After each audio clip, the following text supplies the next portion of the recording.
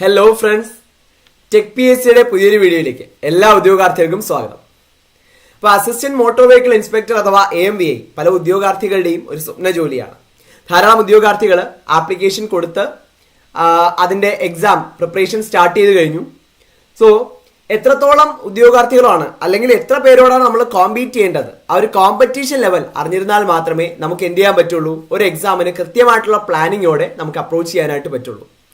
അപ്പോൾ എത്രത്തോളം കാൻഡിഡേറ്റ്സ് ആണ് ഇതിൽ അപ്ലൈ ചെയ്തിട്ടുള്ളത് എന്നതിനെ പറ്റി സബ്മിറ്റ് ചെയ്ത ഒരു RTI അഥവാ റൈറ്റ് ടു ഇൻഫർമേഷന് ഇപ്പോൾ റിപ്ലൈ ലഭിച്ചിട്ടുണ്ട്.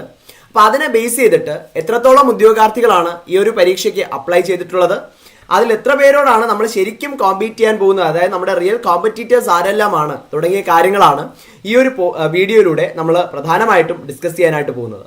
സോ നമുക്ക് നേരെ നമ്മുടെ വീഡിയോയിലേക്ക് കടക്കാം. ഓക്കെ, അപ്പോൾ ആദ്യം തന്നെ നമുക്ക് ഈ നോട്ടിഫിക്കേഷൻ ഡീറ്റെയിൽസ് ഒന്ന് പരിശോധിച്ചാലോ. കാറ്റഗറി നമ്പർ 26/2026 ആണ്. നമുക്കറിയാം മോട്ടോർ വെഹിക്കിൾസ് ഡിപ്പാർട്ട്മെന്റിലേക്ക് അസിസ്റ്റന്റ് മോട്ടോർ വെഹിക്കിൾ ഇൻസ്പെക്ടർ പോസ്റ്റിലേക്കാണ് നിയമനം നടക്കുന്നത്. സ്കെയിൽ ഓഫ് പേ നിങ്ങൾക്ക് 45,600 രൂപ മുതൽ 95,600 രൂപ വരെ പ്രതീക്ഷിക്കാവുന്ന ഈ ഒരു പോസ്റ്റിലേക്കുള്ള ക്വാളിഫിക്കേഷൻ ശ്രദ്ധിക്കുക. നിങ്ങൾക്ക് ഓട്ടോമൊബൈൽ എഞ്ചിനീയറിംഗിലോ അല്ലെങ്കിൽ മെക്കാനിക്കൽ എഞ്ചിനീയറിംഗിലോ ഒരു ഡിപ്ലോമ ഉണ്ടായിരിക്കണം എന്നുള്ളതാണ് ക്വാളിഫിക്കേഷൻ.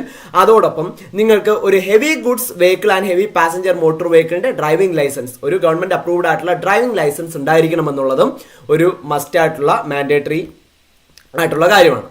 അപ്പോൾ ഈ രണ്ട് കാര്യങ്ങളുള്ളവർക്ക് തീർച്ചയായിട്ടും ഈ ഒരു പോസ്റ്റിലേക്ക് അപ്ലൈ ചെയ്യാനായിട്ട് സാധിക്കും.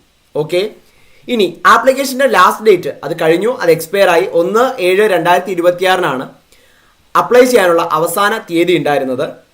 നമ്പർ ഓഫ് വേക്കൻസീസ് പരിശോധിക്കുമ്പോൾ ആന്റിസിപ്പേറ്റഡ് നമ്പർ ഓഫ് വേക്കൻസീസ് ആണ്. നമുക്ക് വളരെ പ്രധാനപ്പെട്ട കാര്യം എത്രത്തോളം കാൻഡിഡേറ്റ്സ് ആണ് ഈ ഒരു പോസ്റ്റിലേക്ക് അപ്ലൈ ചെയ്തിട്ടുള്ളത് എന്നുള്ളതാണ്. ഓക്കെ, അപ്പം 9,957 കാൻഡിഡേറ്റ്സ് ആണ് ഈ ഒരു പോസ്റ്റിലേക്ക് അപ്ലൈ ചെയ്തിട്ടുള്ളത്. അപ്പോൾ കഴിഞ്ഞ പ്രാവശ്യം നമുക്ക് ലാസ്റ്റ് അഡ്വൈസ് ഡീറ്റെയിൽസ് പരിശോധിക്കുമ്പോൾ അത് നോക്കാം. കഴിഞ്ഞ പ്രാവശ്യം ആദ്യം തന്നെ നമ്പർ ഓഫ് ആപ്ലിക്കേഷൻസ് ഒന്ന് പരിശോധിച്ചാലോ. 10,787 പേരാണ് അപ്ലൈ ചെയ്തിട്ടുണ്ടായിരുന്നത്. സോ അതിൽ നിന്നും നമ്പർ ഓഫ് ആപ്ലിക്കൻസ് കുറഞ്ഞിട്ടുണ്ട്. ഓക്കെ, അത്യാവശ്യം നമ്പർ ഓഫ് ആപ്ലിക്കൻസ് കുറഞ്ഞിട്ടുണ്ട്. അപ്പോൾ അത് നമുക്കൊരു ചാൻസ് കൂടിയാണ് അല്ലേ. അപ്പോൾ ആ കാര്യം പ്രത്യേകം ശ്രദ്ധിക്കുക. ഇനി കാറ്റഗറി നമ്പർ ലാസ്റ്റ് അഡ്വൈസ് മുൻ വർഷങ്ങളിൽ നടന്ന പരീക്ഷയുടെ കാറ്റഗറി നമ്പർ പരിശോധിക്കുകയാണെങ്കിൽ നോട്ടിഫിക്കേഷൻ വന്നത് 2022 517/2022 ആയിരുന്നു കാറ്റഗറി നമ്പർ. ഓക്കെ, എക്സാം നടന്നത് 26/5/2023 നമ്പർ ഓഫ് ആപ്ലിക്കേഷൻസ് നമ്മൾ നേരത്തെ പറഞ്ഞ പോലെ 10,787 ആപ്ലിക്കേഷൻസ് ആണ് ഉണ്ടായിരുന്നത്. റാങ്ക് ലിസ്റ്റ് നിലവിൽ വന്നത് 2/9/2024 കട്ട് ഓഫ് മാർക്ക് അന്ന് 59.67 ആയിരുന്നു. OMR എക്സാമിന് ലഭിച്ച മാക്സിമം മാർക്ക് 83.33 ഇന്റർവ്യൂവിന് ലഭിച്ച മാക്സിമം മാർക്ക് 13. ഓക്കെ, ഇനി ലാസ്റ്റ് അഡ്വൈസ് നടന്നത് 2026 ജൂലൈ 2 ലാസ്റ്റ് അഡ്വൈസ് നടന്നത്. ഇതുവരെ ഈ ഒരു റാങ്ക് ലിസ്റ്റിൽ നിന്നും ശ്രദ്ധിക്കുക 156ഓളം അഡ്വൈസുകളാണ് നടന്നിട്ടുള്ളത്. ഓക്കെ, അപ്പോൾ അത്യാവശ്യം നല്ല അഡ്വൈസുകൾ നടന്നിട്ടുള്ള ഒരു പോസ്റ്റ് കൂടിയാണ് എന്നുള്ള കാര്യം ശ്രദ്ധിക്കുക. സ്റ്റേറ്റസ് ഓഫ് റാങ്ക് ലിസ്റ്റ് പരിശോധിക്കുകയാണെങ്കിൽ റാങ്ക് ലിസ്റ്റ് 2027 1/9/2027 സെപ്റ്റംബർ 1 അത് എക്സ്പയർ ആവും, റാങ്ക് ലിസ്റ്റ് എക്സ്പയർ ആവും. ഓക്കെ, അപ്പോൾ റാങ്ക് ലിസ്റ്റ് ഇപ്പോൾ ലൈവ് ആണ്. യെസ്, അപ്പോൾ ഇത്രയും കാര്യങ്ങളാണ് അവിടെ നമുക്ക് പരിശോധിക്കാനായിട്ടുണ്ടായിരുന്നത്. ക്ലിയർ? യെസ്, അപ്പോൾ നമുക്ക് ഇപ്പോൾ അറിയാനുള്ളത് ശരിക്കും നമ്മുടെ കോമ്പറ്റീഷൻ ലെവൽ എത്രയാണ്. അപ്പോൾ നേരത്തെ പറഞ്ഞ പോലെ നമ്പർ ഓഫ് ആപ്ലിക്കൻസ് പറഞ്ഞല്ലോ, അത് 9,957 ആപ്ലിക്കൻസ് ആണ് ഇപ്പോൾ ഈ ഒരു പരീക്ഷയ്ക്ക് അപ്ലൈ ചെയ്തിട്ടുള്ളത്. അത് മുൻ വർഷത്തെ അപേക്ഷിച്ച് കുറച്ച് കുറവാണ്. ഓക്കെ, നമ്പർ ഓഫ് ആപ്ലിക്കൻസ് കുറഞ്ഞിട്ടുണ്ട്.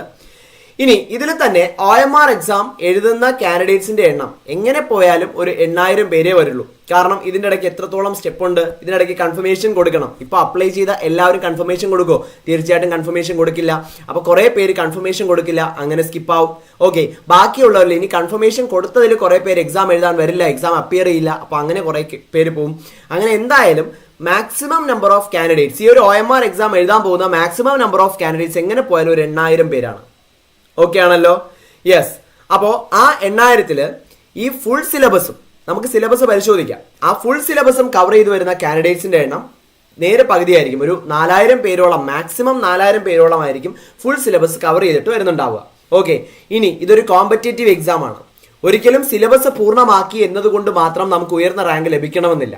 ഓക്കെ, സിലബസ് പൂർണ്ണമാക്കിയിരിക്കണം, പ്രോപ്പറായിട്ട് നമ്മൾ റിവൈസ് ചെയ്തിരിക്കണം, അതോടൊപ്പം കൃത്യമായ മൾട്ടിപ്പിൾ ചോയ്സ് ക്വസ്റ്റ്യൻസ് പ്രാക്ടീസ് ചെയ്ത് കൃത്യമായിട്ടുള്ള ക്വസ്റ്റ്യൻ പ്രാക്ടീസ് ചെയ്തിരിക്കണം. ഇതെല്ലാമാണ് റാങ്ക് മേക്കിംഗ് ആയിട്ടുള്ള സ്റ്റെപ്സ് എന്ന് പറയുന്നത്. സോ കൃത്യമായ സിലബസ് കവറേജും റിവിഷനും ചെയ്തു വരുന്ന കാൻഡിഡേറ്റ്സിന്റെ എണ്ണം അപ്പോൾ ഇതിലും കുറവായിരിക്കില്ലേ? അതിന്റെ ഒരു അപ്രോക്സിമേറ്റ് ഒരു മാക്സിമം നമ്പർ നമുക്ക് 2500 പേരായിട്ട് എടുത്താൽ അതിലും തന്നെ ഫുൾ സിലബസ് കവർ ചെയ്ത് മോക്ക് ടെസ്റ്റും അറ്റൻഡ് ചെയ്ത് പ്രോപ്പർ ആയിട്ടുള്ള റിവിഷനും എല്ലാം ചെയ്തിട്ട് വരുന്നവർ ഒരു 1000-ഓളം പേര് മാത്രമേ ഉണ്ടാവുള്ളൂ. അപ്പൊ അതിൽ തന്നെ ഫുൾ സിലബസും കവർ ചെയ്ത് റിവിഷനും അതുപോലെ ക്വാളിറ്റി മോക്ക് ടെസ്റ്റുകളും അറ്റൻഡ് ചെയ്ത് കൃത്യമായ മെന്റർഷിപ്പോട് കൂടി ഒരു റൈറ്റ് മെന്റർഷിപ്പോട് കൂടി വരുന്ന കാൻഡിഡേറ്റ്സിന്റെ എണ്ണം അതിലും കുറവായിരിക്കും, 1000-ലും കുറവായിരിക്കും. ഓക്കെ, അത് ഏകദേശം ഒരു 600-ഓളം പേരായിട്ട് എടുക്കാം. അതിൽ തന്നെ ഒരു approximate number of candidates advice കിട്ടുന്ന കാൻഡിഡേറ്റ്സിന്റെ എണ്ണം നമുക്ക് ഏകദേശം ഒരു 300-ന് അടുപ്പിച്ച് കാൻഡിഡേറ്റ്സിന് അഡ്വൈസ് കിട്ടുമെന്ന് തന്നെ വിചാരിച്ചാലും നമുക്ക് അഡ്വൈസ് കിട്ടാനുള്ള ഒരു ചാൻസ് 3-1 തൊട്ട് 2-1 വരെ ചാൻസ് ആണ്. ഓക്കെ, അതായത് 50% ചാൻസ് ആണ് കൃത്യമായിട്ടുള്ള എല്ലാ സ്റ്റെപ്സും കവർ ചെയ്ത ഒരു ഉദ്യോഗാർത്ഥിക്ക് അഡ്വൈസ് ലഭിക്കാനുള്ള ചാൻസ്.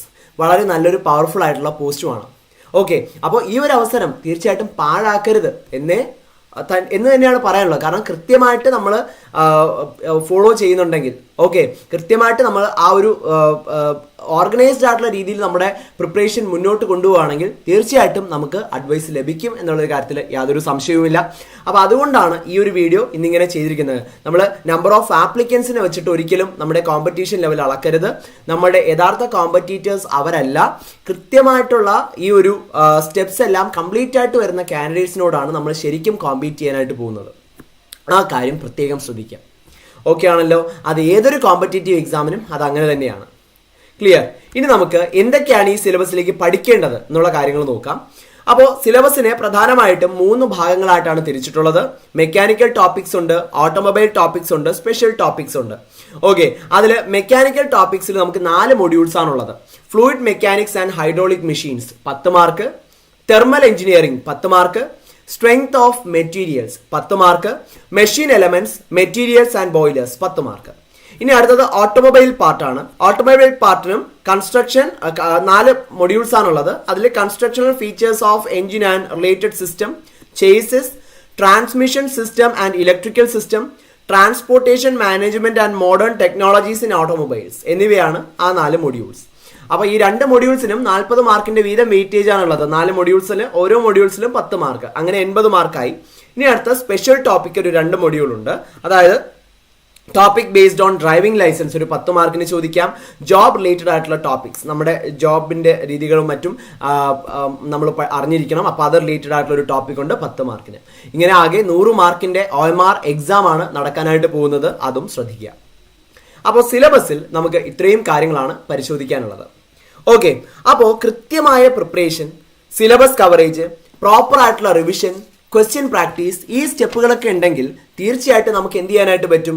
ഈ ഒരു റാങ്ക് ലിസ്റ്റിൽ ഇടം നേടാനായിട്ട് സാധിക്കും.